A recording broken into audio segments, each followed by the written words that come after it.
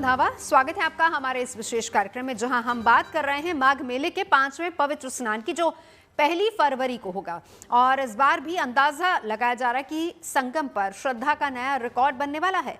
प्रशासन 1.5 से 2 करोड़ लोगों के आने की उम्मीद जता रहा है। तो आज सबसे पहले आपको दिखाएंगे माघ पूर्णिमा स्नान के लिए हो रही तैयारी, साथ ही बताएंगे कि 5वें पवित्र स्नान की धार्मिक अहमियत क्या है, और इसके बाद आपको दिखाएंगे एक अनोखे श्रद्धालु की कला, जो लगातार चावल के छोटे दाने पर राम नाम लिखते जा रहे हैं, आने जाने वालों को भेंट भी कर रहे हैं। तो क्या है इसका मकसद, ये भी आपको बताएंगे। और आखिर में मिलवाएंगे LKG में पढ़ने वाले एक बाल संत से। कल्पवासियों के बीच 4 साल का ये बालक कैसे अपनी पूजा और भक्ति से लोगों को हैरान कर रहा है, आपको विस्तार से आगे बताएंगे।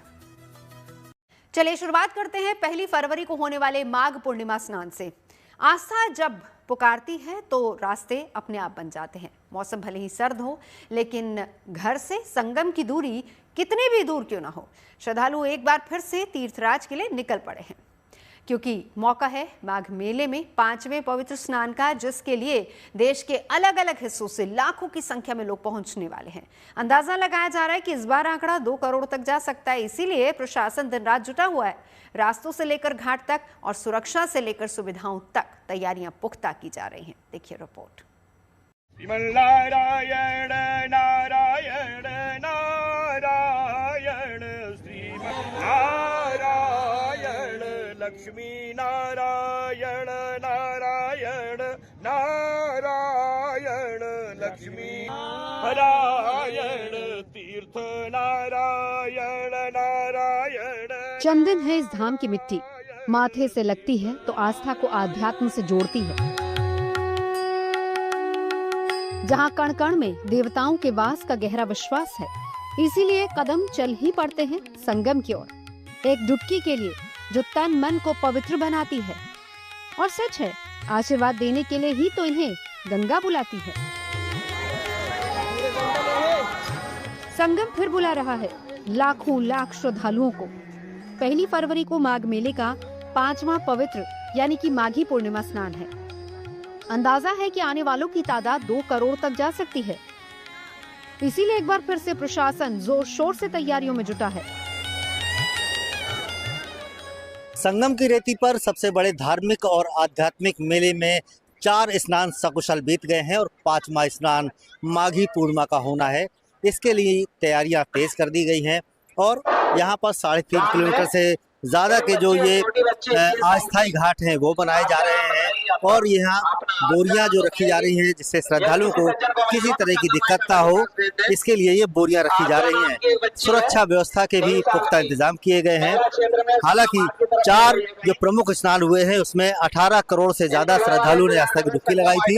अब ये माघी पूर्णिमा का जो स्नान है, इसमें 1 से 1.5 करोड़ श्रद्धालुओं के आने की उम्मीद जताई जा रही है। आप देख सकते हैं कि भारी संख्या में अभी भी श्रद्धालु संगम में आस्था की डुबकी लगा रहे हैं, और इस पूरे मेले को CCTV कैमरे की नज़र से देखा जा रहा है, और तमाम AI कैमरे यहाँ पर लगाए गए हैं।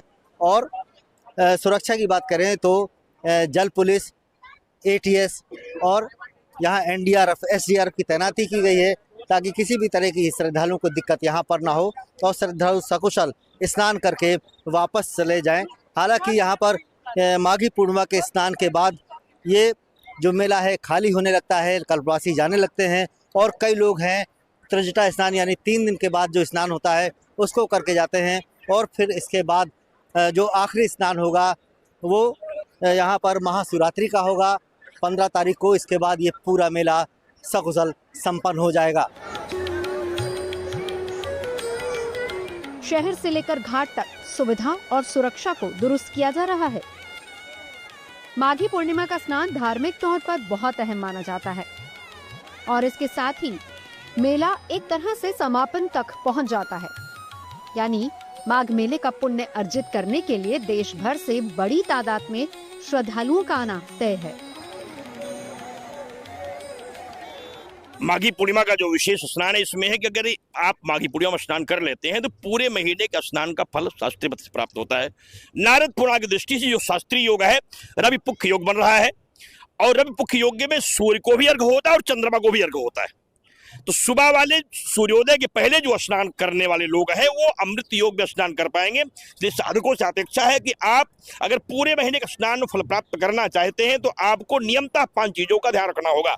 रवि पक्ष होने के नाते भगवान सूर्य को अर्घ्य देंगे, लेकिन अर्घ्य में काले तिल का प्रयोग करेंगे और प्रयोग करने के बाद 7 बार अर्घ्य देकर के अनुष्ठानों की विधि का संकल्प लेंगे। ध्यान रखेंगे सायंकालीन सत्र में भगवान चंद्रदेव का भी अर्घ्य दूध से देंगे, जिससे कि आपके यहाँ आपदाओं का हरण होगा, लक्ष्मी की स्थिति प्राप्त होगी। घरों में भी खीर के प्रयोग का शास्त्रीय विधि बताया गया है।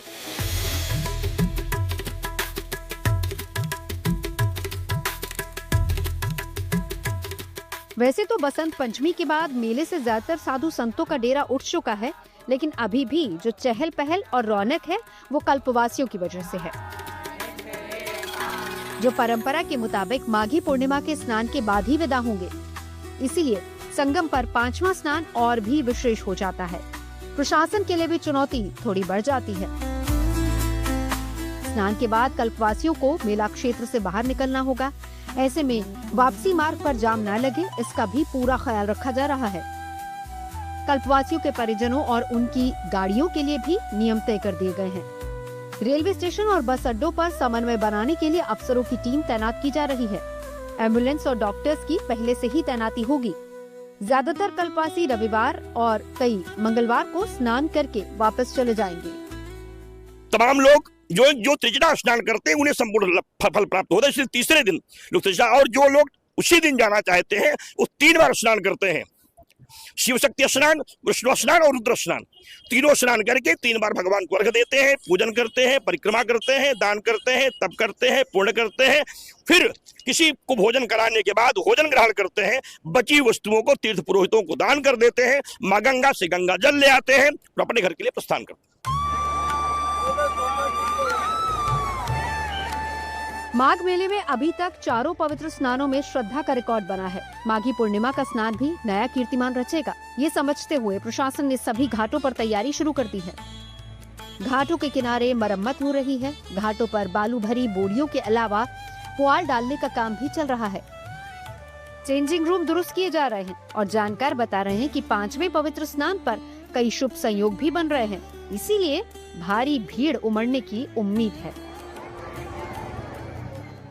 कई वर्षों के बाद ऐसे संयोग बने हैं इस माघ मेले के अंतर्गत, इसलिए इसमें कई प्रकार का पुण्य फल प्राप्त होता है। पूरे माघ मेले के दौरान साफ सफाई पर खास ध्यान दिया गया। दिन रात कर्मचारी काम पर लगे रहे। दिन के स्नान के बाद रात में घाट और पानी की सफाई होती है, लेकिन इस काम में कुछ लोग स्वेच्छा से भी बिना किसी शुल्क के अपना योगदान दे रहे हैं। संगम में छोड़े गए फूल, कपड़े और दूसरी चीजों को निकाल रहे हैं। लगातार इस तरह से ये घंटों पानी में खड़े रहते हैं और यहाँ आकर के माँ गंगा की सफाई में अपना योगदान दे रहे हैं। आप कहाँ से आए हैं? सर झारखंड से आए हैं सर।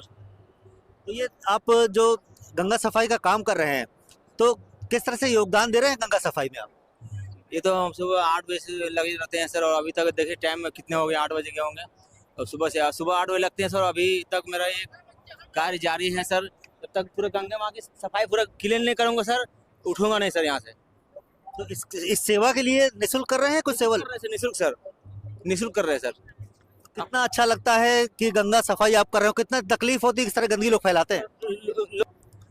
तकलीफ तो होती है सर। देखिए ये हम तो सभी लोग से, जितने भी श्रद्धालु यहाँ पे आते हैं स्नान करने के लिए, गंगा स्नान करने के लिए आते हैं, मैं उनसे बस एक ही शब्द बोलना चाहता हूँ सर, एक ही लाइन बोलना चाहता हूँ कि ये वस्त्र जो आप पहन के आते हैं ये बिल्कुल यहाँ ना फेंकें। ये पहली वस्त्र देखिए सर, मैं अभी निकाला हूँ आपके वीडियो के माध्यम से। ये देखिए सर, ये सूटर है सर।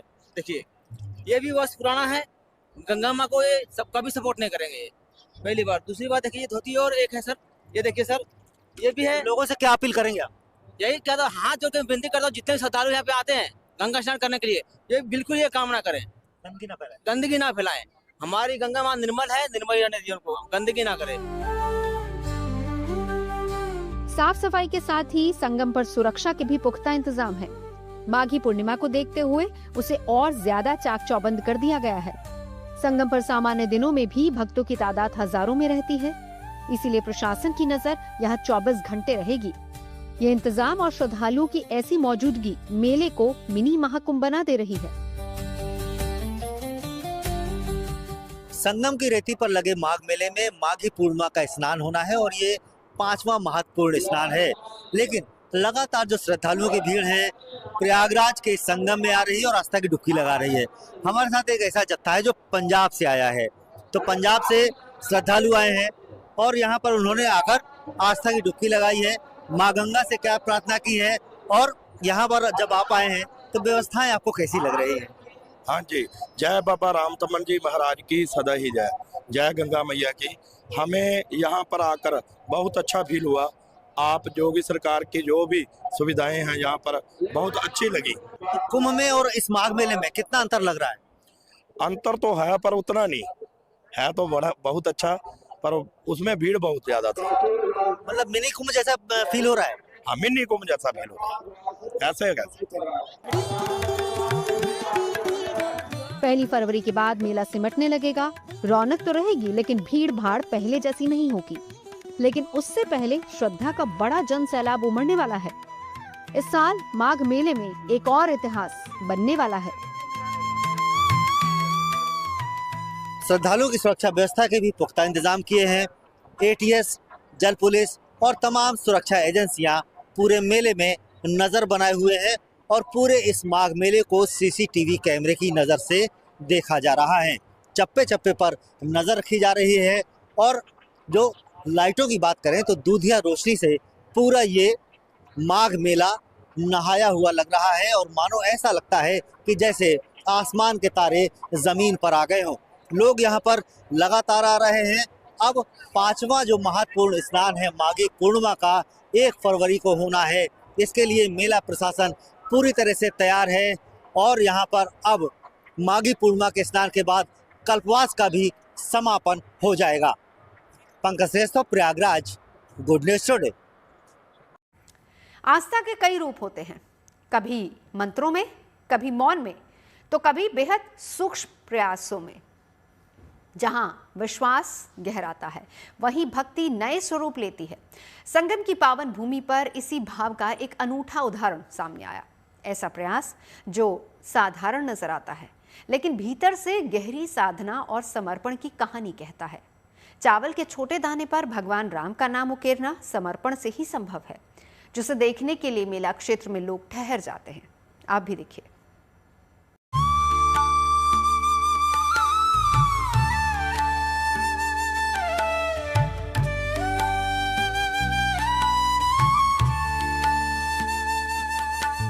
राम राम हर क्षण चले, सुबह कहो या शाम, सुख में दुख में बोलिए, भला लगे ये नाम।